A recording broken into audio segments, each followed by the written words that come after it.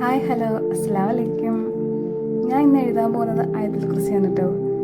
നമുക്കൊക്കെ അറിയാലോ ആയത്തുൽ കുർസിയിലെ മഹത്വത്തെക്കുറിച്ചും അതിൻ്റെ ശ്രേഷ്ഠത്തെക്കുറിച്ചും.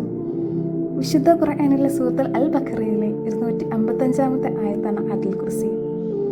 അള്ളാഹുവിൻ്റെ ഹബീബായ മുഹമ്മദ് മുസ്തഫ സല്ലല്ലാഹു അലൈഹി വസല്ലം പറഞ്ഞു ഇപ്രകാരം: അള്ളാഹുവിൻ്റെ ശ്രേഷ്ഠമായ ആയത്താണ് ആയത്തുൽ കുർസി എന്നും അള്ളാഹുവിൻ്റെ വിശേഷണങ്ങളാണ് ഇതിൽ ഉൾപ്പെടുത്തിയിട്ടുള്ളതെന്നും അതുപോലെ തന്നെ അഹങ്കാരികളെ വലിയ ജിന്നുകളും സാക്ഷാൽ പിശാചുകൾ പോലും ഈ ആയത്തിൻ്റെ മുന്നിൽ മുട്ടുകുത്താൻ നിർബന്ധരാകുന്ന ആയത്താണിത്. എല്ലാ ഫർള് നിസ്കാര ശേഷവും ആയത്തുൽ കുർസി പാരായണം ചെയ്യുന്നവൻ സ്വർഗത്തിന് ഇടയിലുള്ള ഒരേ ഒരു തടസ്സം മരണം മാത്രമാണ്. ഈ ആയത്തുൽ കുർസിയിലെ ഓരോ ആയത്തുകളും ശക്തിയേറിയതാണ്. മനുഷ്യൻ്റെ ജീവിതം തന്നെ മാറ്റിമറിക്കാൻ കഴിയുന്ന അള്ളാഹുവിൻ്റെ നാമങ്ങൾ ഇതിലുണ്ട്. അതുപോലെ നമ്മുടെ ജീവിതത്തിൽ നമ്മൾ നിത്യമാക്കിയാൽ അള്ളാഹ് വലിയൊരു ബർക്കത്ത് നൽകുകയും ചെയ്യും.